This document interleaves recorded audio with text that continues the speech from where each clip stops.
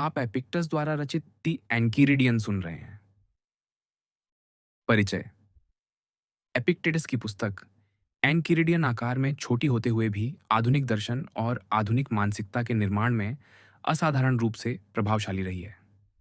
जैसे ही इसका अनुवाद स्थानीय भाषाओं में हुआ, यह स्वतंत्र विचारकों, धर्मनिरपेक्ष बुद्धिजीवियों और पारंपरिक धार्मिक ढांचों से असंतुष्ट चिंतकों के बीच व्यापक रूप से पढ़ी जाने लगी।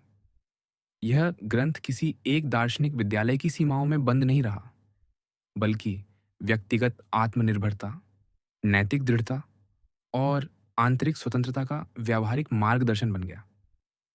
विभिन्न युगों के शासकों, लेखकों और दार्शनिकों ने इसे अपने जीवन का सहचर बनाया, क्योंकि इसमें दर्शन को बौद्धिक विलास नहीं, बल्कि जीवन को संभालने की कला के रूप में प्रस्तुत किया गया है। आधुनिक युग में स्टोइक दर्शन का पुनर्जागरण संयोग मात्र नहीं था। जिस समय मध्ययुगीन सामाजिक संरचनाएं टूट रही थीं, धार्मिक अधिकारों की पकड़ ढीली पड़ रही थी और निरपेक्ष राज्य का उदय हो रहा था, उस समय व्यक्ति एक ऐसे दर्शन की तलाश में था जो उसे बाहरी अव्यवस्था के बीच भी आंतरिक स्थिरता दे सके। रोमन स्टोइक दर्शन पहले ही निरंकुश शासन और असुरक्षित सामाजिक परिस्थितियों में विकसित हो चुका था, जहां स्वतंत्रता बाहरी रूप से नहीं, बल्कि केवल आत्मा के भीतर ही संभव थी। इसी कारण आधुनिक युग की परिस्थितियों और स्टोइक विचारों के बीच एक गहरी संरचनात्मक समानता दिखाई देती है। स्टोइक दर्शन ने व्यक्ति को यह सिखाया कि स्वतंत्रता परिस्थितियों को बदलने में नहीं, बल्कि स्वयं को संभालने में है। स्टोइक परंपरा में दर्शन को जीवन पद्धति माना गया है। यह विचार कि दर्शन मनुष्य को मुक्त करता है, केवल सैद्धांतिक दावा नहीं, बल्कि दैनिक अभ्यास का विषय है। जिस संसार में बाहरी शक्तियां व्यक्ति को नियंत्रित करती प्रतीत होती हैं, वहां दर्शन स्वतंत्रता की अंतिम शरण बन जाता है। आधुनिक युग में जब पुराने नैतिक मूल्य प्रश्नों के घेरे में आ गए, तब स्टोइक नैतिकता, जो आत्मसंयम, विवेक और कर्तव्य पर आधारित थी, एक स्थिर आधार प्रदान करती है। यही कारण है कि नैतिक समस्याओं पर स्टोइकों का जोर उस युग को विशेष रूप से आकर्षित करता है। एनकीरिडियन को समझने के लिए यह जानना आवश्यक है कि इसका उद्देश्य क्या नहीं था। यह स्टोइक दर्शन का विस्तृत अकादमिक विवेचन नहीं है और न ही यह शुरुआती विद्यार्थियों के लिए कोई पाठ्यपुस्तक है। इसका लक्ष्य उन साधकों को मार्ग दिखाना था जो पहले ही दर्शन के मार्ग पर चल चुके हैं और अब उसे जीवन में पूर्ण रूप से उतारना चाहते हैं। यह एक मार्गदर्शिका है जो बताती है कि सच्चा दार्शनिक कैसे बना जाए। इसी कारण इसे रोमन स्टोइक परंपरा में एक विशिष्ट स्थान प्राप्त है। सेनेका और मार्कस ऑरेलियस ने स्टोइक दर्शन को अपने निजी अस्तित्वगत अनुभवों के माध्यम से अभिव्यक्त किया। सेनेका ने सामाजिक पतन और नैतिक संकट की चेतना से सामाजिक मनोविज्ञान की गहरी अंतर्दृष्टियां विकसित की, जबकि मार्कस ऑरेलियस ने दर्शन को एक एकाकी शासक के आत्मसंवाद में रूपांतरित कर दिया। इसके विपरीत एपिक्टेटस ने स्टोइक दर्शन को न तो केवल आत्मकथात्मक बनाया और न ही केवल निजी ध्यान का विषय रखा। उसने इसे एक शिक्षण पद्धति और जीवन अभ्यास के रूप में प्रस्तुत किया। एनकिरिडियन इसी शिक्षण का संक्षिप्त लेकिन अत्यंत सघन रूप है, जिसमें सैद्धांतिक और व्यवहारिक स्टोइकवाद एक साथ समाहित हैं। एपिक्टेटस का जीवन स्वयं उसके दर्शन का प्रमाण है। एक दासी का पुत्र होकर जन्म लेना, दास्ता में जीवन बिताना और फिर दर्शन के माध्यम से स्वतंत्रता प्राप्त करना उसके विचारों को केवल बौद्धिक नहीं, बल्कि अनुभवजन्य बनाता है। उसने यह नहीं सिखाया कि संसार को बदला जा सकता है, बल्कि यह सिखाया कि संसार में रहते हुए भी मनुष्य स्वयं को स्वतंत्र बना सकता है। यही कारण है कि उसकी शिक्षा सत्ता, धन या प्रतिष्ठा से नहीं, बल्कि चरित्र और विवेक से संबंधित है। एपिक्टेटस के शिष्य एरियन ने उसकी शिक्षाओं को सुरक्षित रखा। डिस्कोर्सेज में एपिक्टेटस एक जीवित शिक्षक के रूप में दिखाई देता है, छात्रों की समस्याओं, प्रश्नों और परिस्थितियों के अनुसार बदलता हुआ, कभी कठोर, कभी करुण, कभी व्यावहारिक, तो कभी गहरे नैतिक आग्रह से भरा हुआ। वहां दर्शन बनते हुए दिखाई देता है। इसके विपरीत एनकिरिडियन में वह प्रक्रिया अनुपस्थित है। यहाँ शिक्षक का व्यक्तित्व पीछे हट जाता है और केवल स्टोइक दर्शन की सघन आत्मा शेष रहती है। एनकिरिडियन को एक प्रकार की सैनिक हस्तपुस्तिका के रूप में देखा गया है। रोमन स्टोइकों के लिए जीवन स्वयं एक युद्ध भूमि था। दर्शन का विद्यार्थी एक साधारण सैनिक की तरह है, जो अनुशासन सीख रहा है। जो साधक आगे बढ़ चुका है, वह अधिकारी के समान है और पूर्ण दार्शनिक युद्ध का नेतृत्व करने वाला सेनापति है। इसी कारण स्टोइक साहित्य में सैन्य उपमाएं बार बार आती है। जीवन को शिविर, मंच या भोज के रूप में देखना, ये सभी रूपक ये सिखाते हैं कि हमें जो भूमिका मिली है, उसे अच्छे से निभाना ही हमारा कर्तव्य है। स्टोइक दर्शन का मूल भेद ये है कि हमारे अधिकार में क्या है और क्या नहीं। हमारे नियंत्रण से बाहर है धन, स्वास्थ्य, प्रतिष्ठा, सामाजिक पद, सत्ता, प्रियजनों का जीवन और मृत्यु। ये सब परिस्थितियां हैं। हमारे नियंत्रण में है हमारा विचार, हमारी इच्छा, हमारे निर्णय और हमारा आचरण। यही आंतरिक क्षेत्र वह स्थान है जहां स्वतंत्रता संभव है। इस भेद को समझ लेना ही स्टोइक साधना की आधारशिला है।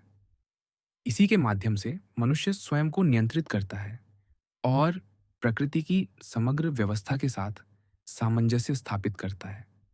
यह दृष्टि भावनात्मक जीवन पर भी गहरा प्रभाव डालती है।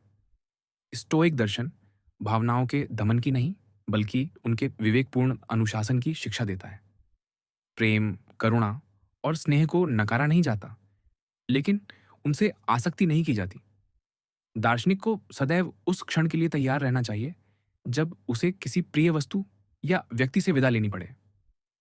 यह तैयारी कठोर प्रतीत हो सकती है, पर इसका उद्देश्य जीवन को नीरस बनाना नहीं, बल्कि उसे भयमुक्त बनाना है। एनकिरिडियन जीवन के लगभग हर क्षेत्र के लिए संकेत देता है। सामाजिक व्यवहार, सार्वजनिक जीवन, व्यक्तिगत संबंध, कामना, संयम और चिंतन की विधि। यह नहीं बताता कि हर स्थिति में क्या करना है, बल्कि यह सिखाता है कि सोचने का सही तरीका क्या है। जब चिंतन सही हो जाता है, तब आचरण स्वयं सही दिशा में प्रवाहित होता है। इसी कारण यह ग्रंथ आकार में छोटा होते हुए भी अत्यंत सघन है। इस पुस्तक ने अनेक बुद्धिजीवियों को यह विश्वास दिया कि आत्ममोचन के लिए किसी बाहरी कृपा की अनिवार्यता नहीं है। दार्शनिक विवेक स्वयं मनुष्य को स्वतंत्र बना सकता है।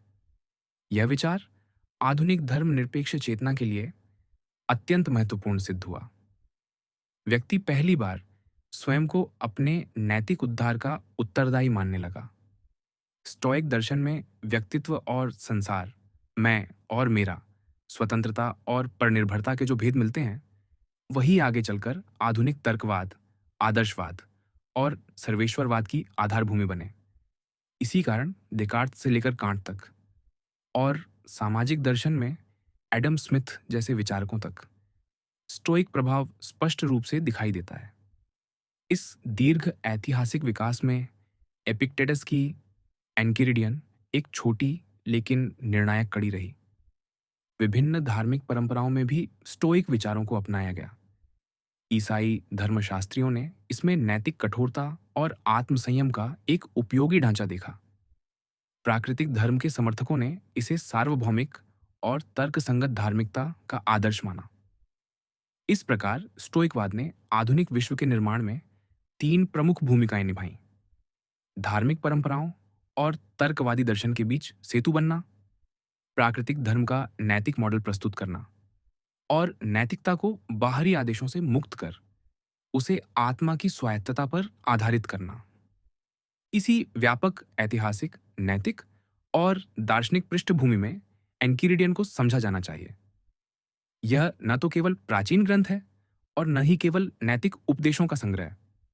यह उस जीवन दृष्टि का संक्षेप है जिसमें मनुष्य स्वयं को बदलकर संसार के साथ संतुलन में रहना सीखता है और जहां स्वतंत्रता बाहरी विजय नहीं, बल्कि आंतरिक अनुशासन से प्राप्त होती है। द एनचिरिडियन। कुछ बातें हमारे वश में होती हैं और कुछ बातें हमारे वश से बाहर होती हैं। हमारे वश में मत, उद्देश्य, इच्छा, अरुचि और एक शब्द में वे सभी कार्य आते हैं जो वास्तव में हमारे अपने हैं। हमारे वश से बाहर शरीर, संपत्ति, प्रतिष्ठा, पद और एक शब्द में वे सभी बातें आती हैं जो वास्तव में हमारे अपने कार्य नहीं हैं। जो बातें हमारे वश में होती हैं वे स्वभाव से स्वतंत्र, अवरोधहीन और निर्बाध होती हैं, और जो हमारे वश से बाहर होती हैं वे दुर्बल, परनिर्भर, बंधी हुई और पराई होती है। इसलिए यह स्मरण रखो कि यदि तुम स्वभाव से परनिर्भर वस्तुओं को स्वतंत्र मानोगे और जो दूसरों का है उसे अपना समझोगे, तो तुम बाधित होोगे, शोक करोगे, विचलित रहोगे और देवताओं तथा मनुष्यों दोनों पर दोष लगाओगे। लेकिन यदि तुम केवल उसी को अपना मानो जो वास्तव में तुम्हारा है और जो दूसरों का है उसे वैसा ही देखो जैसा वह है, तो कोई तुम्हें बाध्य नहीं करेगा, कोई तुम्हें रोकेगा नहीं, तुम किसी पर दोष नहीं लगाओगे, किसी को आरोपित नहीं करोगे, अपनी इच्छा के विरुद्ध कुछ नहीं करोगे, कोई तुम्हें आहत नहीं करेगा, तुम्हारा कोई शत्रु नहीं होगा और तुम किसी हानि का अनुभव नहीं करोगे। इसलिए जब तुम इतने महान लक्ष्य की ओर अग्रसर हो, तो ये स्मरण रखो कि तुम्हें अन्य बातों की प्राप्ति की ओर, चाहे वह झुकाव कितना ही सूक्ष्म क्यों ना हो, स्वयं को अनुमति नहीं देनी चाहिए, बल्कि उनमें से कुछ को पूरी तरह छोड़ देना चाहिए और शेष को फिलहाल के लिए टाल देना चाहिए। क्योंकि यदि तुम इन दोनों को साथ ही चाहोगे और शक्ति तथा धन भी प्राप्त करना चाहोगे, तो संभव है कि पहले की खोज में बाद वाले हाथ से निकल जाए और निश्चय ही तुम उस वस्तु से वंचित रह जाओगे जिसके द्वारा ही सुख और स्वतंत्रता प्राप्त होती है। अतः तुरंत यह अभ्यास करो कि हर अप्रिय प्रतीति से यह कह सको कि तुम केवल एक प्रतीति हो, वास्तविक वस्तु नहीं हो। फिर उसे उन नियमों के अनुसार परखो जो तुम्हारे पास हैं, और सबसे पहले और मुख्य रूप से इस बात से कि वह उन बातों से संबंधित है जो हमारे अपने वश में है या उनसे जो हमारे वश से बाहर हैं। और यदि वह किसी ऐसी बात से संबंधित हो जो हमारे वश से बाहर है, तो कहने के लिए तैयार रहो कि यह मेरे लिए कुछ भी नहीं है। यह स्मरण रखो कि इच्छा उस वस्तु की प्राप्ति चाहती है जिसकी इच्छा की गई है, और अरुचि उस वस्तु से बचाव चाहती है जिससे अरुचि है। जो अपनी इच्छा की वस्तु को प्राप्त नहीं कर पाता वह निराश होता है, और जो अपनी अरुचि की वस्तु में पड़ जाता है वह दुखी होता है। इसीलिए यदि तुम केवल उन्हीं अवांछनीय बातों से बचते हो जो तुम्हारे नियंत्रण में है, तो तुम कभी भी उन बातों में नहीं पड़ोगे जिनसे तुम बचते हो। लेकिन यदि तुम रोग, मृत्यु या दरिद्रता से बचना चाहोगे, तो दुखी होने का जोखिम उठाओगे। अतः अरुचि की आदत को उन सभी बातों से हटा दो जो हमारे वश में नहीं है, और उसे उन अवांछनीय बातों पर लगाओ जो हमारे वश में है। फिलहाल इच्छा को पूरी तरह संयमित रखो, क्योंकि यदि तुम उन बातों में से किसी की भी इच्छा करोगे जो हमारे वश में नहीं है, तो तुम्हें अनिवार्य रूप से निराश होना पड़ेगा। और जो बातें हमारे वश में हैं और इसलिए इच्छा के योग्य हैं, उनमें भी तुम अभी सुरक्षित नहीं हो। जहां व्यवहार में किसी बात का अनुसरण करना या उससे बचना आवश्यक हो, वहां भी विवेक, कोमलता और संतुलन के साथ ऐसा करो। जो भी वस्तुएं मन को आनंद देती हैं, उपयोग में आती हैं या स्नेहपूर्वक प्रिय होती हैं, उनके विषय में स्वयं को उनके स्वभाव का स्मरण कराते रहो और सबसे छोटी बातों से आरंभ करो। यदि तुम्हारा कोई प्रिय प्याला है, तो यह स्मरण रखो कि वह केवल एक प्याला है जिससे तुम्हें लगाव है, क्योंकि इस प्रकार यदि वह टूट जाए तो तुम उसे सह सकोगे। यदि तुम अपने बच्चे या अपनी पत्नी को आलिंगन में लेते हो, तो यह स्मरण रखो कि तुम एक नश्वर को आलिंगन में ले रहे हो, और इस प्रकार यदि उनमें से कोई मर जाए तो तुम उसे सह सकोगे। जब तुम किसी कार्य को करने लगो, तो स्वयं को उस कार्य के स्वभाव का स्मरण कराओ। यदि तुम स्नान करने जा रहे हो, तो स्नान गृह में होने वाली सामान्य घटनाओं की कल्पना कर लो। कुछ लोग पानी उछालते हैं, कुछ धक्का देते हैं, कुछ झगड़ते हैं, कुछ चुरा लेते हैं, और इस प्रकार तुम अधिक सुरक्षित रूप से उस कार्य को कर सकोगे यदि तुम अपने आप से कहो कि मैं अब स्नान करने जा रहा हूं और अपनी इच्छा को प्रकृति के अनुरूप बनाए रखूंगा। और यही बात हर अन्य कार्य के संबंध में भी लागू होती है। क्योंकि इस प्रकार यदि स्नान के समय कोई बाधा उत्पन्न हो, तो तुम ये कह सकोगे कि मेरी इच्छा केवल स्नान करने की नहीं थी, बल्कि अपनी इच्छा को प्रकृति के अनुरूप रखने की भी थी। और यदि मैं घटित घटनाओं पर खिन्न हो जाऊं, तो मैं इसे बनाए नहीं रख पाऊंगा। मनुष्य वस्तुओं से नहीं, बल्कि उन दृष्टिकोणों से विचलित होते हैं, जो वे वस्तुओं के विषय में रखते हैं। इस प्रकार मृत्यु स्वयं में कोई भयानक वस्तु नहीं है, अन्यथा वह सुकरात को भी भयानक प्रतीत होती। भय हमारे इस विचार में है कि मृत्यु भयानक है। इसलिए जब हम बाधित होते हैं, विचलित होते हैं या दुखी होते हैं, तो हमें इसका दोष कभी दूसरों पर नहीं डालना चाहिए, बल्कि स्वयं पर, अर्थात अपने ही दृष्टिकोणों पर। अपने दुर्भाग्य के लिए दूसरों को दोष देना अशिक्षित व्यक्ति का कार्य है। शिक्षा के मार्ग पर चलने वाला व्यक्ति स्वयं को दोष देता है, और पूर्णतः शिक्षित व्यक्ति न तो दूसरों को दोष देता है और न स्वयं को। किसी ऐसी श्रेष्ठता पर अभिमान मत करो जो तुम्हारी अपनी ना हो। यदि कोई घोड़ा गर्व करे और कहे कि मैं सुंदर हूं, तो यह सहन किया जा सकता है। लेकिन जब तुम गर्व से कहो कि मेरे पास एक सुंदर घोड़ा है, तो जान लो कि तुम केवल घोड़े की विशेषता पर गर्व कर रहे हो। तो फिर वास्तव में तुम्हारा क्या है? अस्तित्व की घटनाओं का उपयोग। इसीलिए जब इस विषय में तुम प्रकृति के अनुरूप हो, तब तुम्हारा गर्व कुछ आधार पर होगा, क्योंकि तब तुम अपनी ही किसी भलाई पर गर्व करोगे। जैसे यात्रा में जब जहाज लंगर डाले होता है, यदि तुम पानी लेने किनारे जाओ, तो रास्ते में कोई सीप या कंद उठा लेने से तुम आनंद ले सकते हो। लेकिन तुम्हारा ध्यान जहाज पर ही होना चाहिए और लगातार सतर्क रहना चाहिए, कहीं कप्तान पुकार न दे। और जब वह पुकारे, तो तुम्हें ये सब चीजें छोड़ देनी चाहिए, ताकि तुम्हें भेड़ की तरह बांधकर जहाज पर न ले जाया जाए। इसी प्रकार जीवन में भी यदि किसी सीप या कंद के स्थान पर तुम्हें पत्नी या संतान जैसी कोई वस्तु मिल जाए, तो इसमें कोई आपत्ति नहीं है। लेकिन जब कप्तान पुकारे, तो जहाज की ओर दौड़ो, इन सबको छोड़ दो और पीछे मुड़कर मत देखो। और यदि तुम वृद्ध हो, तो जहाज से कभी बहुत दूर मत जाओ, कहीं बुलाए जाने पर तुम अनुपस्थित न पाओ जाओ। यह मत चाहो कि घटनाएं तुम्हारी इच्छा के अनुसार घटें, बल्कि ये चाहो कि वे जैसी घटती हैं वैसी ही घटें, और तब तुम्हारा जीवन सुचारू रूप से चलेगा। रोग शरीर के लिए बाधा है, इच्छा के लिए नहीं, जब तक कि इच्छा स्वयं ऐसा ना चाहे। लंगड़ापन पैर के लिए बाधा है, इच्छा के लिए नहीं। और जो कुछ भी घटित होता है, उसके विषय में अपने आप से यही कहो, क्योंकि तुम पाओगे कि वह किसी और के लिए बाधा है, पर वास्तव में तुम्हारे लिए नहीं। हर घटना पर स्वयं की ओर मुड़कर यह पूछो कि उसके उपयोग के लिए तुम्हारे पास कौन सा गुण है। यदि तुम किसी सुंदर व्यक्ति से मिलते हो, तो तुम्हें संयम का गुण आवश्यक होगा। यदि पीड़ा हो, तो धैर्य। यदि अपमान हो, तो सहनशीलता।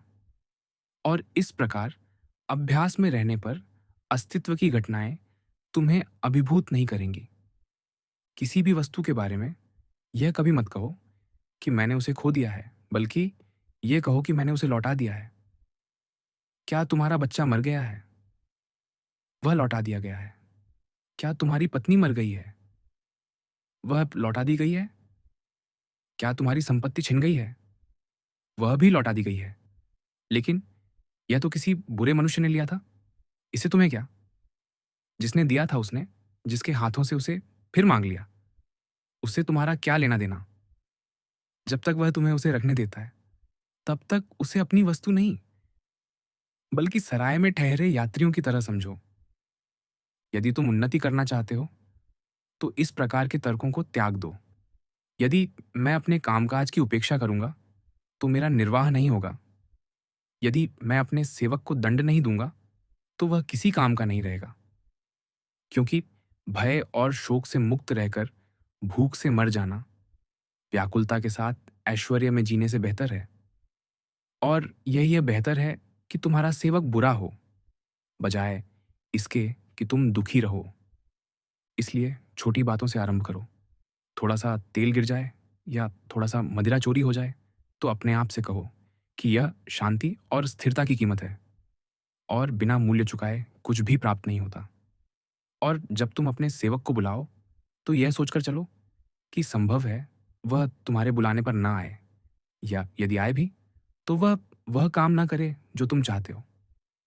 लेकिन यह ना तो उसके लिए वांछनीय है और न ही तुम्हारे लिए कि उसे तुम्हें विचलित करने की शक्ति मिल जाए। यदि तुम उन्नति करना चाहते हो, तो बाहरी बातों के विषय में मूर्ख और मंदबुद्धि समझे जाने में संतोष रखो। यह मत चाहो कि लोग तुम्हें किसी बात का झाता समझें। और यदि तुम दूसरों को कुछ प्रतीत भी हो, तो स्वयं पर विश्वास मत करो, क्योंकि ये यह निश्चित जान लो कि एक साथ अपनी इच्छा को प्रकृति के अनुरूप रखना और बाहरी वस्तुओं को सुरक्षित करना आसान नहीं है। जब तुम एक में लीन हो जाते हो, तो दूसरे की उपेक्षा अनिवार्य हो जाती है। यदि तुम यह चाहते हो कि तुम्हारे बच्चे, तुम्हारी पत्नी और तुम्हारे मित्र सदा जीवित रहें, तो तुम मूर्ख हो, क्योंकि तुम उन बातों को अपने वश में करना चाहते हो जो तुम्हारे वश में नहीं है, और जो दूसरों की हैं, उन्हें अपना बनाना चाहते हो। इसी प्रकार यदि तुम चाहते हो कि तुम्हारा सेवक दोष रहित हो, तो भी तुम मूर्ख हो, क्योंकि तुम यह चाहते हो कि अवगुण अवगुण न रहे, बल्कि कुछ और बन जाए। लेकिन यदि तुम यह चाहते हो कि तुम्हारी इच्छाएं तुम्हें निराश न करें, तो यह तुम्हारे वश में है। इसलिए उसी का अभ्यास करो जो तुम्हारे वश में है। मनुष्य का स्वामी वही है जो उसे वह दे सकता है, या उससे वह छीन सकता है जिसे वह चाहता है, या जिससे वह बचना चाहता है। अतः जो स्वतंत्र होना चाहता है, वह ऐसी किसी वस्तु की इच्छा न करे और न ही उससे बचे जो दूसरों पर निर्भर हो। अन्यथा उसे अनिवार्य रूप से दास बनना पड़ेगा। यह स्मरण रखो कि तुम्हें ऐसे आचरण करना है जैसे किसी भोज में। क्या कोई वस्तु तुम्हारे पास लाई जाती है? हाथ बढ़ाओ और उचित मात्रा में ले लो। क्या वह तुम्हारे पास से आगे बढ़ जाती है? उसे मत रोको। क्या वह अभी तक नहीं आई है? उसकी ओर लालसा से मत झुको, बल्कि उसके आने की प्रतीक्षा करो। यही बात बच्चों, पत्नी, पद और धन के विषय में भी लागू होती है। और तब किसी न किसी समय तुम देवताओं के साथ भोजन करने के योग्य हो जाओगे। और यदि तुम सामने रखी वस्तुओं को लेने तक में भी सक्षम न हो, बल्कि उन्हें छोड़ देने में समर्थ हो, तो तुम न केवल देवताओं के साथ भोजन करने के योग्य होगे, बल्कि उनके साथ शासन करने के भी। क्योंकि इसी प्रकार आचरण करने से डायोजनीस, हेराक्लाइटस और उनके जैसे अन्य लोग योग्य रूप से दिव्य बने और वैसे ही माने गए। जब तुम किसी को शोक में रोते हुए देखो, चाहे इसलिए कि उसका पुत्र विदेश चला गया हो, या इसलिए कि उसे अपने कार्यों में हानि हुई हो, तो सावधान रहो कि प्रत्यक्ष बुराई से अभिभूत न हो जाओ। विवेक से काम लो और यह कहने के लिए तैयार रहो कि इस मनुष्य को जो दुख पहुंचा रहा है, वह यह घटना स्वयं नहीं है, क्योंकि कोई दूसरा व्यक्ति इससे दुखी न भी होता, बल्कि वह दृष्टिकोण है जिसे वह इसके बारे में अपनाता है बातचीत के स्तर पर। हालांकि उससे सामंजस्य बैठाने में संकोच मत करो, और आवश्यकता हो तो उसके साथ कराह भी लो। लेकिन इस बात का ध्यान रखो कि भीतर से कराह मत उठो। यह स्मरण रखो कि तुम एक नाटक में अभिनेता हो, और वह नाटक वैसा है जैसा उसका रचयिता चाहता है। यदि वह छोटा है तो छोटे नाटक में, यदि लंबा है तो लंबे नाटक में। यदि उसकी इच्छा है कि तुम एक निर्धन मनुष्य, एक अपंग, एक शासक या एक साधारण नागरिक की भूमिका निभाओ, तो उसे भली भांति निभाओ, क्योंकि तुम्हारा कार्य दी गई भूमिका को अच्छी तरह निभाना है। उसे चुनना किसी और का अधिकार है। जब कभी कौवा अशुभ स्वर में बोले, तो प्रतीतियों से अभिभूत मत हो जाओ, बल्कि विवेक से यह कहो कि इससे मेरे लिए कुछ भी सूचित नहीं होता, न मेरे तुच्छ शरीर के लिए, न संपत्ति के लिए, न प्रतिष्ठा के लिए, न बच्चों के लिए, न पत्नी के लिए। मेरे लिए तो सभी संकेत शुभ हैं, यदि मैं चाहूं, क्योंकि जो कुछ भी घटित होता है, उससे लाभ उठाना मेरे ही वश में है। तुम अजेय हो सकते हो यदि तुम ऐसे किसी संघर्ष में प्रवेश ही न करो जिसमें विजय तुम्हारे अपने वश में न हो। इसीलिए जब तुम किसी को सम्मान, शक्ति या किसी अन्य कारण से उच्च प्रतिष्ठा में देखो, तो इस बात से सावधान रहो कि प्रतीतियों से भ्रमित होकर उसे सुखी घोषित न कर बैठो।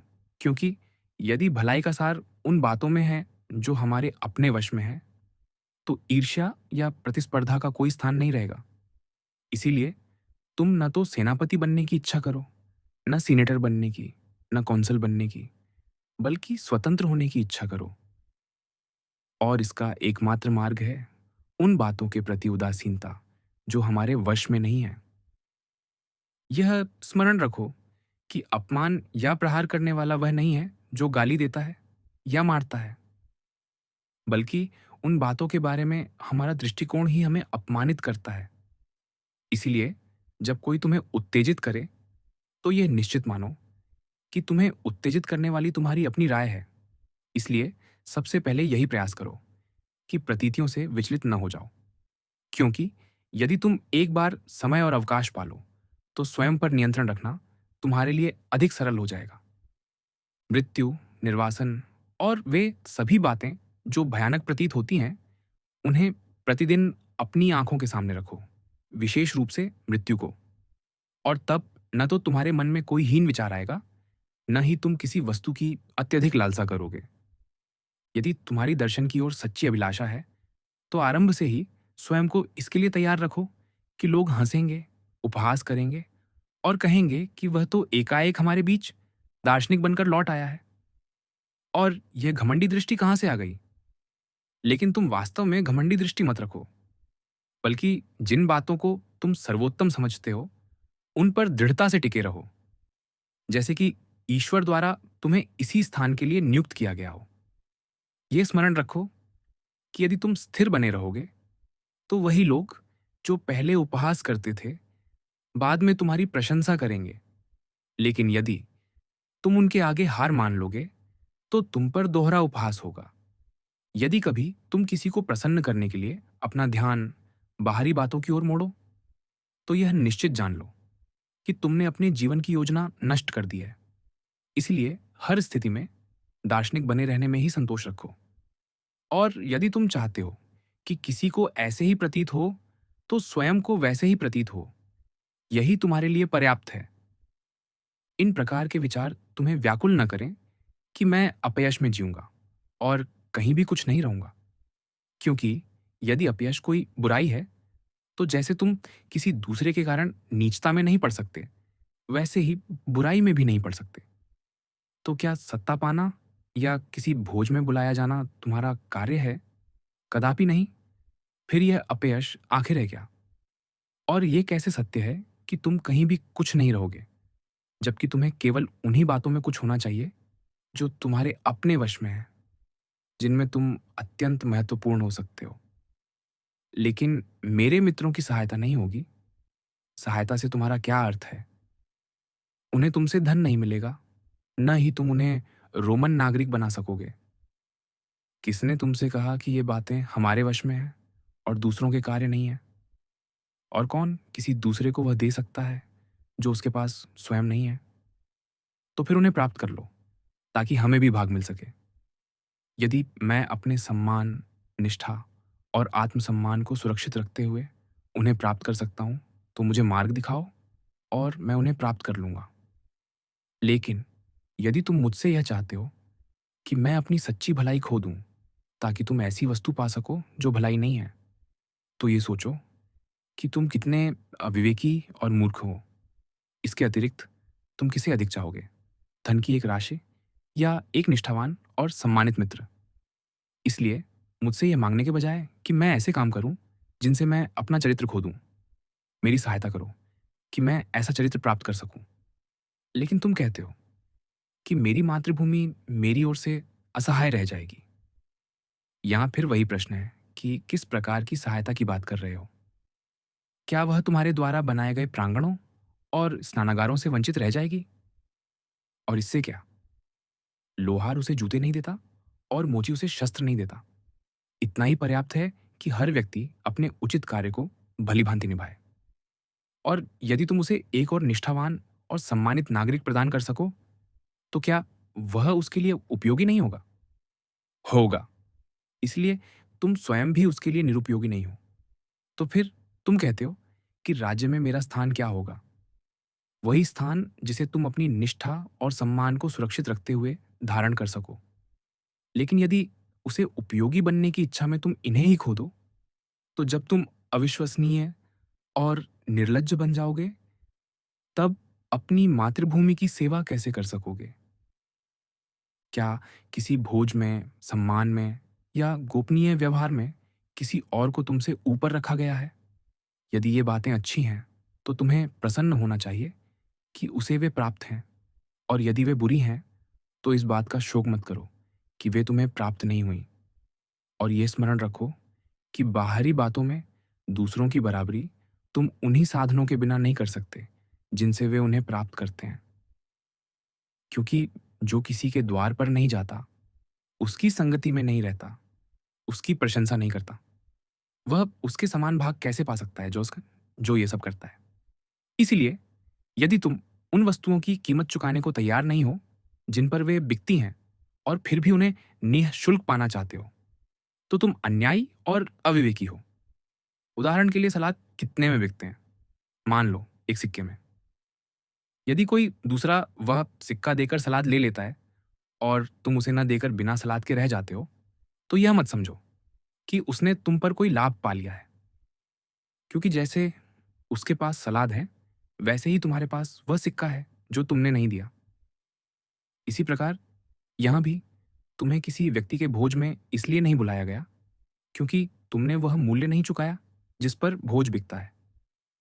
वह प्रशंसा के बदले बिकता है, उपस्थिति के बदले बिकता है। यदि यह तुम्हारे लिए लाभकारी हो तो उसका मूल्य दे दो। लेकिन यदि तुम एक ओर मूल्य न चुकाना चाहो और दूसरी ओर वस्तु भी पा लेना चाहो, तो तुम अविवेकी और मूर्ख हो। तो क्या भोज के स्थान पर तुम्हारे पास कुछ भी नहीं है? है।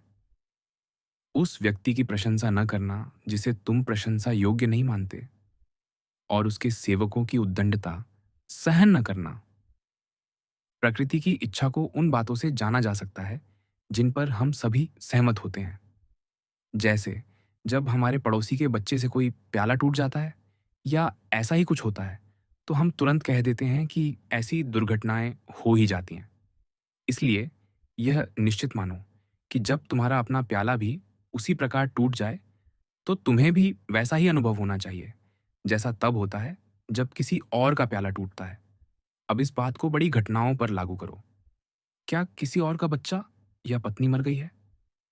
ऐसा कोई नहीं जो ये ना कहे कि यह नश्वरता की एक घटना है।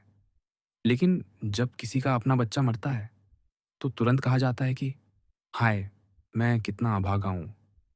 यह सदा स्मरण रखा जाना चाहिए कि दूसरों के विषय में वही बात सुनकर हम कैसा अनुभव करते हैं। जैसे लक्ष्य इसलिए स्थापित नहीं किया जाता कि चूक हुआ करे, वैसे ही संसार में बुराई का स्वभाव भी अस्तित्व में नहीं है। यदि कोई व्यक्ति तुम्हारा शरीर किसी राहगीर के हवाले कर दे, तो तुम निश्चय ही क्रोधित हो जाओगे। फिर तुम किसी भी निंदक के हाथों अपना मन सौंप देने में लज्जा क्यों नहीं अनुभव करते कि वह तुम्हें विचलित और भ्रमित कर दे? हर कार्य में यह विचार करो कि उसके पहले क्या है और बाद में क्या होगा, और तभी उसे हाथ में लो। अन्यथा तुम जोश के साथ तो आरंभ करोगे, परिणामों की परवाह किए बिना, और जब वे सामने आएंगे तो लज्जाजनक रूप से पीछे हट जाओगे। तुम कहते हो कि मैं ओलंपिक खेलों में विजय पाना चाहता हूँ, लेकिन पहले यह देखो कि इसके पहले क्या है और बाद में क्या होगा। और फिर यदि यह तुम्हारे लिए लाभकारी हो, तो इस कार्य में प्रवृत्त हो। तुम्हें नियमों का पालन करना होगा, आहार संयम में रहना होगा, स्वादिष्ट वस्तुओं से दूर रहना होगा, नियत समय पर, चाहे इच्छा हो या ना हो। गर्मी और ठंड में शरीर का अभ्यास करना होगा, न ठंडा पानी पीना होगा, और कभी कभी मदिरा भी नहीं। संक्षेप में, स्वयं को अपने प्रशिक्षक के अधीन वैसे ही सौंपना होगा जैसे किसी चिकित्सक के अधीन। फिर प्रतिस्पर्धा में तुम्हें खाई में गिराया जा सकता है, हाथ उखड़ सकता है, टखना मुड़ सकता है, बहुत सी धूल निगलनी पड़ सकती है, दंड सहना पड़ सकता है, और अंत में विजय भी हाथ से जा सकती है। इन सब बातों को भली भांति गिन लेने के बाद भी यदि तुम्हारी प्रवृत्ति बनी रहे, तभी प्रतियोगिता में उतरना।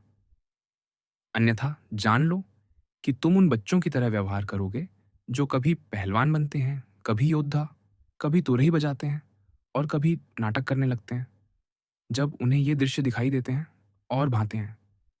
इसी प्रकार तुम भी कभी पहलवान बनोगे, कभी योद्धा, कभी दार्शनिक, कभी वक्ता, पर किसी भी रूप में गंभीर नहीं रहोगे। बंदर की तरह जो कुछ देखते हो उसकी नकल करते हो और एक के बाद एक हर वस्तु तुम्हें भाती है, पर परिचित होते ही अप्रिय हो जाती है, क्योंकि तुमने कभी किसी कार्य में सोच समझकर प्रवेश नहीं किया, न ही पूरे विषय को परख कर, बल्कि लापरवाही से और अधूरे उत्साह के साथ। इसीलिए कुछ लोग जब किसी दार्शनिक को देखते हैं और किसी व्यक्ति को यूफ्रेटिस की तरह बोलते हुए सुनते हैं, हालांकि वास्तव में कौन उसके समान बोल सकता है, तो वे भी दार्शनिक बनना चाहते हैं। पहले यह विचार करो मनुष्य कि विषय क्या है और तुम्हारा स्वभाव क्या सहन कर सकता है। यदि तुम पहलवान बनना चाहते हो तो अपने कंधों, पीठ और जांघों पर विचार करो, क्योंकि भिन्न भिन्न लोग भिन्न भिन्न कार्यों के लिए बने होते हैं। क्या तुम सोचते हो कि जैसे अभी जी रहे हो वैसे ही रहकर दार्शनिक बन सकते हो, कि खाते पीते रहो, क्रोधित होते रहो, असंतुष्ट बने रहो? तुम्हें जागरूक रहना होगा, परिश्रम करना होगा, कुछ इच्छाओं पर विजय पानी होगी, अपने परिचितों को छोड़ना होगा, सेवक से तिरस्कार सहना होगा, मिलने वालों से उपहास सहना होगा, हर बात में दूसरों से पीछे रहना होगा, पदों में, सम्मानों में, न्यायालयों में। इन सब बातों पर पूर्ण विचार कर लेने के बाद ही आगे बढ़ो, यदि तुम चाहो, अर्थात यदि इन्हें त्याग कर शांति, स्वतंत्रता और स्थिरता खरीदना चाहते हो। यदि नहीं, तो यहां मत आओ। बच्चों की तरह कभी दार्शनिक, कभी कर वसूलने वाला, कभी वक्ता और कभी शासक का अधिकारी मत बनो। ये बातें संगत नहीं है। तुम्हें एक ही मनुष्य बनना होगा, या तो अच्छा या बुरा। तुम्हें या तो अपने विवेक को साधना होगा या बाहरी वस्तुओं को, या तो अपने भीतर की बातों में लगना होगा या बाहर की बातों में। अर्थात या तो दार्शनिक बनो या भीड़ का एक व्यक्ति। कर्तव्य संबंधों से मापे जाते हैं। क्या कोई व्यक्ति तुम्हारा पिता है, तो इसका अर्थ है उसका पालन करना, हर बात में उसकी आज्ञा मानना, धैर्यपूर्वक उसके उलाहने और दंड सहना। लेकिन वह तो बुरा पिता है। क्या तुम्हारा स्वाभाविक संबंध किसी अच्छे पिता से है? नहीं, पिता से है। क्या भाई अन्यायी है, तो भी उसके प्रति अपना न्यायपूर्ण संबंध बनाए रखो। यह मत देखो कि वह क्या करता है, बल्कि यह देखो कि तुम्हें अपनी इच्छा को प्रकृति के अनुरूप रखने के लिए क्या करना चाहिए। क्योंकि कोई भी व्यक्ति तुम्हें तब तक हानि नहीं पहुंचा सकता जब तक तुम स्वयं न चाहो। तुम्हें तभी चोट पहुंचती है जब तुम चोट स्वीकार करते हो। इस प्रकार यदि तुम पड़ोसी, नागरिक और सेनानायक जैसे संबंधों पर विचार करने का अभ्यास करोगे, तो प्रत्येक से उसके अनुरूप कर्तव्य निकाल सकोगे। निश्चय मानो कि देवताओं के प्रति भक्ति का सार इसमें है कि उनके विषय में सही धारणाएं बनाई जाए, कि वे हैं और संसार का न्यायपूर्ण और कल्याणकारी संचालन करते हैं। और अपने भीतर यह संकल्प स्थिर कर लो कि उनकी आज्ञा का पालन करोगे, उनके प्रति समर्पित रहोगे और सभी घटनाओं में उन्हें प्रसन्नता से अनुसरण करोगे, क्योंकि वे परम बुद्धि द्वारा शासित हैं। इस प्रकार तुम कभी देवताओं पर दोष नहीं लगाओगे और न ही यह आरोप लगाओगे कि वे तुम्हारी उपेक्षा करते हैं। और ये स्थिति किसी अन्य उपाय से संभव नहीं है, सिवाय इसके कि तुम स्वयं को उन बातों से हटा लो जो हमारे वश में नहीं है, और भले बुरे को केवल उन्हीं बातों में मानो जो हमारे वश में है। क्योंकि यदि तुम अन्य वस्तुओं को भी भला या बुरा मानोगे, तो जब तुम्हें वांछित वस्तु न मिलेगी या अवांछित वस्तु मिल जाएगी, तो अनिवार्य रूप से तुम उनके कर्ताओं को दोष दोगे। क्योंकि प्रत्येक प्राणी स्वभाव से ही उन वस्तुओं से दूर भागता है जो हानिकारक प्रतीत होती हैं, और उनके कारणों से भी और उन वस्तुओं की ओर आकर्षित होता है जो लाभकारी प्रतीत होती हैं और उनके कारणों की प्रशंसा करता है। इसलिए यह असंभव है कि जो स्वयं को आहत मानता है वह उस व्यक्ति में आनंद पाए जो उसके विचार में उसे हानि पहुंचा रहा है। जैसे स्वयं हानि में आनंद पाना असंभव है, इसी कारण पुत्र अपने पिता को गाली देता है जब वह उसे वे वस्तुएं नहीं देता जो उसे भली प्रतीत होती हैं। और इसी ने पोलिनाइसिस और एटियोक्लीस को परस्पर शत्रु बना दिया, क्योंकि राज्य दोनों को भला प्रतीत होता था। इसी कारण कृषक देवताओं को कोसता है, नाविक और व्यापारी भी, और वे भी जिन्होंने पत्नी या संतान खो दी है। क्योंकि जहां हमारा हित होता है वहीं हमारी भक्ति भी मुड़ जाती है। इसलिए जो व्यक्ति अपनी इच्छाओं और अरुचियों को जैसा होना चाहिए वैसा व्यवस्थित रखता है, वही अपने आप भक्ति का भी ध्यान रखता है। फिर भी प्रत्येक व्यक्ति का कर्तव्य है कि अपने देश की परंपराओं के अनुसार अर्घ्य, यज्ञ और प्रथम फल अर्पित करे, शुद्ध भाव से, न तो लापरवाही से और न ही असावधानी से, न कंजूसी से और न ही अपव्यय से। जब तुम भविष्यवाणी का सहारा लो तो यह स्मरण रखो कि घटना क्या होगी यह तुम नहीं जानते, और उसे जानने के लिए तुम भविष्य वक्ता के पास जाते हो। लेकिन वह किस स्वभाव की होगी यह तुम पहले से जानते हो, यदि तुम्हारा मन दार्शनिक है। क्योंकि यदि वह उन बातों में से है जो हमारे वश में नहीं है, तो वह न तो भली हो सकती है और न बुरी। इसलिए न तो इच्छा लेकर भविष्यवक्ता के पास जाओ और न अरुचि, अन्यथा तुम कांपते हुए उसके पास पहुंचोगे। बल्कि पहले यह स्पष्ट रूप से समझ लो कि हर घटना उदासीन है और तुम्हारे लिए कुछ भी नहीं, चाहे वह किसी भी प्रकार की हो, क्योंकि उसका सही उपयोग करना तुम्हारे वश में होगा और इसे कोई रोक नहीं सकता। तब देवताओं के पास परामर्शदाताओं की भांति निडर होकर जाओ, और बाद में जब कोई परामर्श दिया जाए तो यह स्मरण रखो कि तुमने किन्हें परामर्शदाता माना है। और यदि तुम अवज्ञा करोगे तो किसकी सलाह को ठुकराओगे? सुकरात की आज्ञा के अनुसार भविष्यवाणी के पास जाओ, उन मामलों में जिनका पूरा विचार केवल घटना पर निर्भर करता है और जिनमें विवेक या किसी अन्य कला द्वारा विषय को जानने का कोई साधन नहीं होता। इसलिए जब हमारे लिए किसी मित्र या अपने देश के साथ जोखिम साझा करना कर्तव्य हो, तो इस विषय में देववाणी से यह पूछना नहीं चाहिए कि हम उनके साथ जोखिम उठाएं या नहीं। क्योंकि यदि भविष्यवक्ता यह चेतावनी भी दे कि संकेत प्रतिकूल है, तो इसका अर्थ केवल इतना है कि मृत्यु, अंगभंग या निर्वासन का संकेत है। लेकिन हमारे भीतर विवेक है, और वही हमें इन खतरों के रहते हुए भी अपने मित्र और अपने देश के साथ खड़े रहने का निर्देश देता है। इसीलिए उस महान भविष्यवक्ता की ओर ध्यान दो, जिसने एक बार उस व्यक्ति को मंदिर से निकाल दिया था जिसने अपने मित्र को बचाने की उपेक्षा की थी।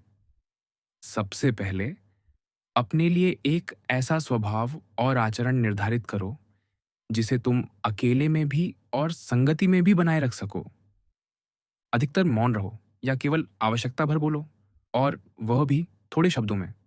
कभी कभी अवसर आने पर संक्षेप में बातचीत की जा सकती है, लेकिन उसे सामान्य विषयों पर न जाने दो, जैसे योद्धा, घुड़दौड़, क्रीड़ा चैंपियन, भोजन या पेय। ये सब साधारण बातचीत के विषय हैं, और विशेष रूप से मनुष्यों के विषय में नहीं, न तो निंदा करने के लिए, न प्रशंसा करने के लिए, न तुलना करने के लिए। यदि संभव हो तो अपनी बातचीत से अपने साथियों की बातचीत को उचित विषयों की ओर मोड़ दो। लेकिन यदि तुम अपने को अपरिचित लोगों के बीच पाओ तो मौन रहो। तुम्हारी हंसी न ऊंची हो, न बार बार हो, न बहुत अधिक हो। जहां तक संभव हो शपथ लेने से पूरी तरह बचो, और कम से कम अपनी सामर्थ्य भर तो अवश्य ही। सार्वजनिक और अशिष्ट भोजों से दूर रहो। लेकिन यदि कभी ऐसा अवसर आ जाए कि तुम्हें उनमें जाना पड़े, तो अपने ध्यान को सतर्क रखो, ताकि तुम अनजाने में अशिष्टता की ओर न फिसल जाओ। क्योंकि यह निश्चय मानो कि चाहे कोई व्यक्ति स्वयं कितना ही शुद्ध क्यों न हो, यदि उसका साथी दूषित है तो उससे बातचीत करने वाला भी दूषित हो जाएगा। शरीर से संबंधित वस्तुओं की व्यवस्था केवल उतनी ही करो जितनी अनिवार्य आवश्यकता हो, जैसे भोजन, पेय, वस्त्र, घर और संगति। लेकिन जो कुछ भी दिखावे और विलासिता की ओर जाता हो, उसे काट दो। विवाह से पहले अपनी पूरी क्षमता से स्त्रियों के साथ अवैध संबंधों से स्वयं की रक्षा करो। फिर भी जो लोग इसमें पड़ जाते हैं, उनके प्रति ना कठोर बनो और ना निर्दयी। और यह बार बार दिखावा मत करो कि तुम स्वयं ऐसा नहीं करते। यदि कोई तुमसे कहे कि कोई व्यक्ति तुम्हारी निंदा करता है, तो अपने विषय में कही गई बातों का स्पष्टीकरण मत दो, बल्कि उत्तर दो कि वह मेरी अन्य त्रुटियों से अनभिज्ञ था, अन्यथा वह केवल इन्हीं का उल्लेख न करता। तुम्हें सार्वजनिक तमाशों में बार-बार दिखाई देना आवश्यक नहीं है, लेकिन यदि कभी वहां जाना उचित हो, तो किसी और की अपेक्षा अपने लिए अधिक चिंतित मत दिखो। अर्थात यह ये चाहो कि बातें जैसी हैं, वैसी ही रहें और केवल सर्वश्रेष्ठ व्यक्ति ही विजयी हो, क्योंकि तब तुम्हारे विरुद्ध कुछ भी नहीं जाएगा, लेकिन जयकार, उपहास और उग्र भावनाओं से पूरी तरह बचो। और जब वहां से लौटो, तो जो घटित हुआ, उस पर बहुत अधिक चर्चा मत करो, क्योंकि उससे तुम्हारे अपने सुधार में कुछ भी योगदान नहीं होता। क्योंकि ऐसी चर्चा से यह प्रतीत होगा कि तुम उस दृश्य से चकाचौंध हो गए थे। निजी पाठों में जाने के लिए जल्दी न दिखाओ, लेकिन यदि जाओ तो अपनी गंभीरता और गरिमा बनाए रखो और फिर भी स्वयं को अप्रिय मत बनाओ। जब तुम किसी से मिलने या बातचीत करने जा रहे हो, विशेष रूप से ऐसे व्यक्ति से जो तुमसे श्रेष्ठ प्रतीत होता है, तो अपने मन में यह कल्पना करो कि ऐसी स्थिति में सुकरात या जीनो कैसे व्यवहार करते, और तब जो कुछ भी घटे, उसका सामना करने में तुम्हें कठिनाई नहीं होगी। जब तुम किसी अधिकार वाले व्यक्ति के पास जाने लगो, तो अपने मन में यह मान लो कि संभव है वह घर पर न मिले, संभव है तुम्हें भीतर न आने दिया जाए, संभव है द्वार न खोले जाए, संभव है वह तुम्हारी ओर ध्यान न दे। यदि इन सब के होते हुए भी तुम्हारा जाना कर्तव्य हो, तो जो कुछ घटे उसे सहो और कभी अपने आप से यह मत कहो कि यह सब इसके लायक नहीं था, क्योंकि यह अशिष्टता है और बाहरी बातों से भ्रमित मनुष्य जैसा आचरण है। संगति में अपने कार्यों और खतरों का बार-बार और अत्यधिक उल्लेख करने से बचो, क्योंकि चाहे तुम्हें स्वयं अपने उठाए हुए जोखिमों का स्मरण सुखद लगे, दूसरों को तुम्हारे रोमांच सुनना उतना ही सुखद नहीं होता। हंसी उत्पन्न करने का प्रयास भी छोड़ दो, क्योंकि इससे तुम सहज ही अशिष्टता की ओर फिसल सकते हो। और इसके अतिरिक्त यह तुम्हें परिचितों की दृष्टि में हल्का भी कर सकता है। अशोभनीय बातचीत की ओर बढ़ना भी उतना ही खतरनाक है। इसलिए जब ऐसी कोई बात घटे, तो पहला ही अवसर पाकर उस व्यक्ति को टोको जो उस दिशा में बढ़ता है, या कम से कम मौन, लज्जा और गंभीर दृष्टि से यह दिखा दो कि तुम ऐसी बातों से अप्रसन्न हो। यदि किसी वादे किए गए सुख का आभास तुम्हें चकाचौंध कर दे, तो उससे भ्रमित होने से स्वयं को बचाओ। उस विषय को कुछ समय के लिए ठहरने दो और अपने लिए थोड़ी देर उत्पन्न करो। फिर अपने मन में दोनों समयों को लाओ, वह समय जब तुम उस सुख का भोग करोगे, और वह समय जब भोग कर लेने के बाद तुम पश्चाताप करोगे और स्वयं को धिक्कारोगे। और इनके विपरीत यही भी रखो कि यदि तुम संयम रखो, तो तुम कैसे आनंदित होगे और स्वयं की प्रशंसा करोगे। और यदि वह तात्कालिक सुख तुम्हें उचित भी प्रतीत हो, तो सावधान रहो कि उसके आकर्षण, लुभावनेपन और प्रलोभन तुम्हें पराजित न कर दें। बल्कि इसके सामने यह रखो कि इतनी बड़ी विजय प्राप्त करने की चेतना कितनी श्रेष्ठ है। जब तुम किसी कार्य को स्पष्ट विवेक से यह जानकर करते हो कि उसे किया जाना चाहिए, तो उसे करते हुए देखे जाने से कभी मत हिचको, चाहे संसार उसे गलत ही क्यों ना समझे। क्योंकि यदि तुम सही कार्य नहीं कर रहे हो, तो उस कार्य से ही दूर रहो। और यदि सही कर रहे हो, तो जो लोग अनुचित रूप से निंदा करते हैं, उनसे डर क्यों? जैसे यह कथन कि या तो दिन है या रात है, विकल्पात्मक तर्क में बहुत बल रखता है, पर संयुक्त तर्क में कोई नहीं। वैसे ही भोज में सबसे बड़ा हिस्सा चुनना शरीर की भूख के अनुकूल तो है, पर उस भोज की सामाजिक भावना के पूर्णतः विरुद्ध है। इसलिए जब तुम किसी के साथ भोजन करो, तो केवल सामने रखी वस्तुओं का शरीर के लिए मूल्य ही न देखो, बल्कि अपने आतिथ्यकर्ता के प्रति उचित शिष्टाचार का मूल्य भी स्मरण रखो। यदि तुमने अपनी सामर्थ्य से परे कोई भूमिका ग्रहण की है, तो तुमने न केवल उसमें स्वयं को अनुचित रूप से गिराया है, बल्कि उस भूमिका को भी छोड़ दिया है जिसे तुम निभा सकते थे। जैसे चलते समय तुम इस बात का ध्यान रखते हो कि पैर में कील न चुभे या पैर न मुड़े, वैसे ही यह भी ध्यान रखो कि अपने मन की शासक शक्ति को आहत न करो। और यदि हम हर कार्य में इसका ध्यान रखें, तो हम अधिक सुरक्षित रूप से कार्य में प्रवृत्त होंगे। शरीर प्रत्येक व्यक्ति के लिए उसकी संपत्ति की उचित माप है, जैसे पैर जूते की। इसलिए यदि तुम यहीं तक रुक जाओ, तो माप बनाए रखोगे।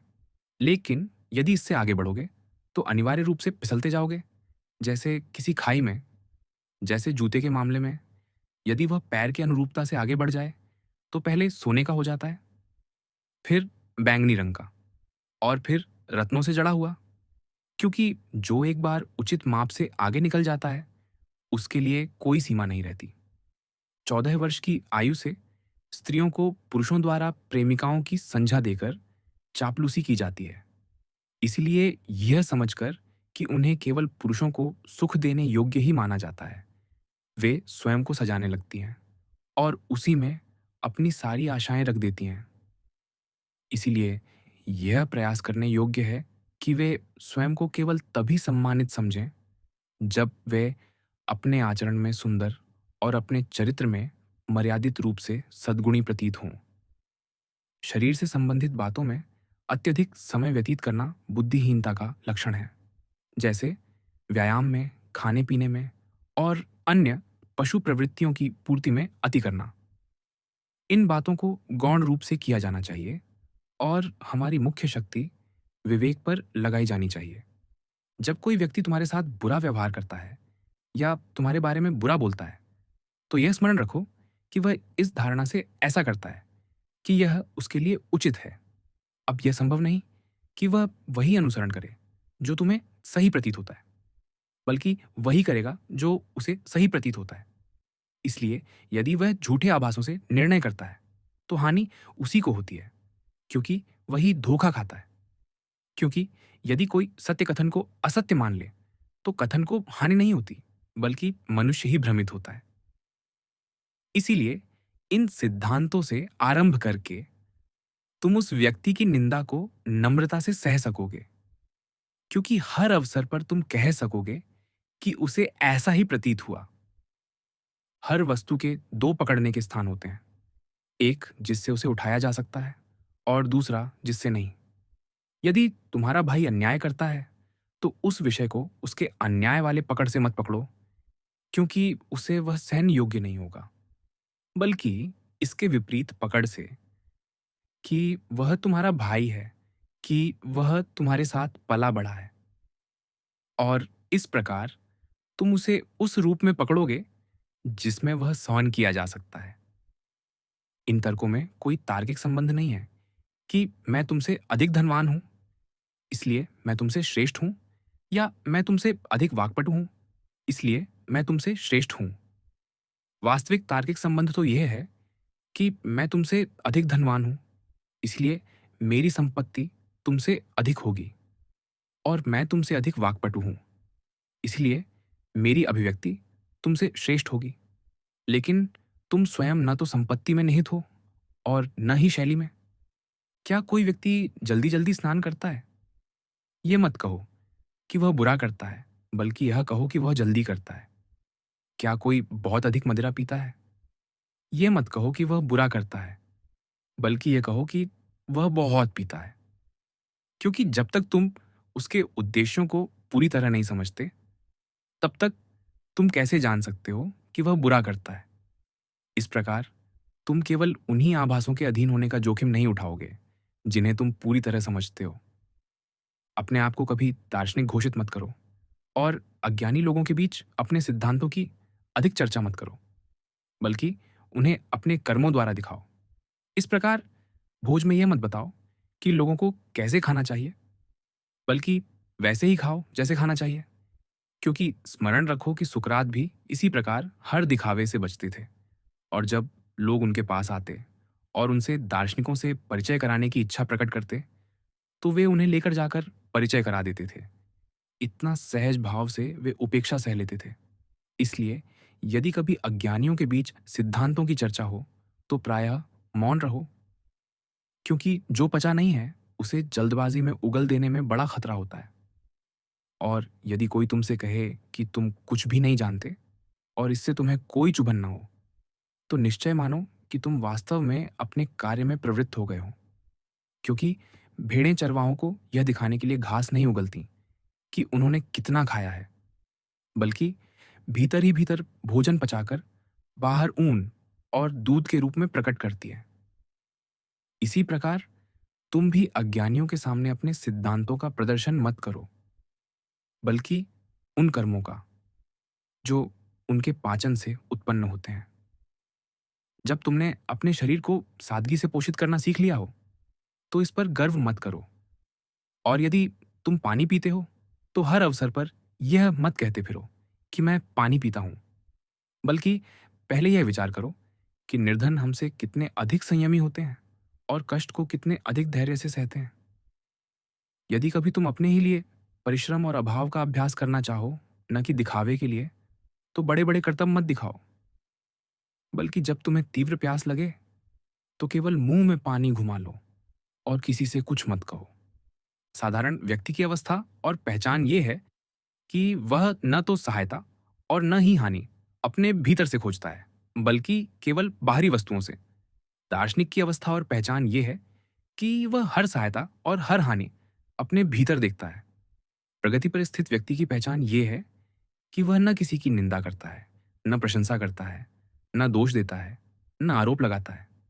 अपने विषय में यह नहीं कहता कि वह कुछ है या कुछ जानता है। जब किसी बात में उसे रोका जाता है या बाधा आती है, तो वह स्वयं को दोष देता है। और यदि उसकी प्रशंसा की जाती है, तो वह भीतर ही भीतर प्रशंसा करने वाले पर मुस्कुराता है। और यदि उसकी निंदा की जाती है, तो वह कोई प्रतिवाद नहीं करता, बल्कि वह एक रोगमुक्त होते व्यक्ति की सावधानी के साथ चलता है, इस बात से सतर्क कि जो अभी ठीक चल रहा है पर पूरी तरह सुरक्षित नहीं है, उसमें कोई हस्तक्षेप ना हो। वह इच्छा को संयमित रखता है, अरुचि को केवल उन्हीं बातों की ओर मोड़ता है जो हमारी अपनी इच्छा के उचित उपयोग में बाधा डालती है। वह अपनी शक्तियों का प्रयोग हर दिशा में संतुलित रूप से करता है। यदि वह मूर्ख या अज्ञानी प्रतीत होता है, तो उसे इसकी चिंता नहीं होती। और संक्षेप में, वह स्वयं पर ऐसे निगरानी रखता है जैसे किसी शत्रु पर या घात लगाए बैठे व्यक्ति पर। जब कोई व्यक्ति क्रिसिप्पस के ग्रंथों को समझने और उनकी व्याख्या करने की अपनी क्षमता पर गर्व दिखाए, तो अपने आप से कहो कि यदि क्रिसिप्पस ने स्पष्ट रूप से न लिखा होता, तो इस व्यक्ति के पास गर्व करने को कुछ भी न होता। लेकिन मैं क्या चाहता हूँ? प्रकृति को समझना और उसका अनुसरण करना। इसलिए मैं पूछता हूँ कि उसकी व्याख्या कौन करता है? और यह सुनकर कि क्रिसिप्पस करता है, मैं उसके पास जाता हूँ। मैं उसके लेखन को नहीं समझता, इसलिए मैं उसकी व्याख्या करने वाले को खोजता हूँ। यहाँ तक इसमें आत्म-मूल्य की कोई बात नहीं है। और जब मुझे कोई व्याख्याकार मिल जाता है, तो शेष यह रहता है कि मैं उसकी शिक्षाओं का उपयोग करूँ। यही एकमात्र मूल्यवान बात है। लेकिन यदि मैं केवल व्याख्या की ही प्रशंसा करूँ, तो मैं दार्शनिक के बजाय केवल एक व्याकरणाचार्य बन जाता हूँ। बस इतना अंतर रह जाता है कि होमर के स्थान पर मैं क्रिसिप्पस की व्याख्या करता हूँ। इसलिए जब कोई मुझसे कहता है कि मैं उसे क्रिसिप्पस पढ़कर सुनाऊँ, तो मुझे लज्जा आती है। यदि मैं उसके उपदेश के अनुरूप और उससे संगत कर्म प्रस्तुत नहीं कर पाता। जो भी नियम तुमने अपनाए हैं, उन्हें कानून की भांति मानकर निभाओ, और ऐसे मानो कि उनका उल्लंघन करना अधर्म होगा। और लोग तुम्हारे विषय में क्या कहते हैं, इस पर ध्यान मत दो, क्योंकि अंततः यह तुम्हारा विषय नहीं है। तो फिर तुम अपने आप से श्रेष्ठतम सुधारों की मांग करने में और किसी भी स्थिति में विवेक के निर्णयों का उल्लंघन न करने में कितनी देर करोगे? तुम्हें वे दार्शनिक सिद्धांत प्राप्त हो चुके हैं जिनसे तुम्हें परिचित होना चाहिए, और तुम उनसे परिचित भी हो। फिर आत्म परिवर्तन में इस विलंब के लिए तुम किस अन्य गुरु की प्रतीक्षा कर रहे हो? तुम अब बालक नहीं रहे, बल्कि एक परिपक्व मनुष्य हो। यदि तुम फिर भी लापरवाह और आलसी बने रहोगे, टाल-मटोल पर टाल-मटोल जोड़ते रहोगे, संकल्प पर संकल्प रखते रहोगे और हर दिन ये तय करते रहोगे कि किस दिन अपने ऊपर ध्यान दोगे, तो अनजाने में तुम कुछ भी सिद्ध नहीं करोगे और जीते-मरते साधारण बुद्धि के ही बने रहोगे। इसलिए इसी क्षण स्वयं को एक परिपक्व और प्रगतिशील मनुष्य की तरह जीने योग्य समझो। जो कुछ भी तुम्हें सर्वोत्तम प्रतीत हो, उसे अपने लिए अटल नियम बना लो। और यदि कभी पीड़ा या सुख, यश या अपयश सामने आए, तो यह स्मरण रखो कि यही संघर्ष का क्षण है, यही प्रतियोगिता है जिसे टाला नहीं जा सकता। और एक ही चूक और पराजय से यश खोया भी जा सकता है और पाया भी जा सकता है। इसी प्रकार सुकरात ने पूर्णता प्राप्त की, हर बात से स्वयं को सुधारते हुए, केवल विवेक का अनुसरण करते हुए। और यद्यपि तुम अभी सुकरात नहीं हो, फिर भी तुम्हें ऐसे ही जीना चाहिए जैसे कोई सुकरात बनने का प्रयास कर रहा हो। दर्शन में पहला और सबसे आवश्यक विषय सिद्धांतों का व्यवहारिक प्रयोग है, जैसे कि हमें झूठ नहीं बोलना चाहिए। दूसरा यह है कि यह क्यों आवश्यक है कि हमें झूठ नहीं बोलना चाहिए।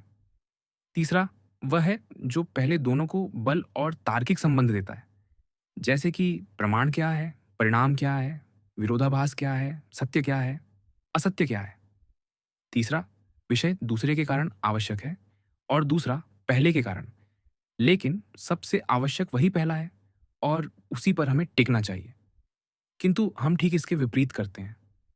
हम अपना सारा समय तीसरे विषय में लगा देते हैं और उसी पर पूरा परिश्रम करते हैं और पहले को पूरी तरह उपेक्षित कर देते हैं। इसलिए हम एक ओर झूठ बोलते रहते हैं और दूसरी ओर यह दिखाने को तत्पर रहते हैं कि झूठ बोलना गलत है। यह कैसे सिद्ध किया जाता है?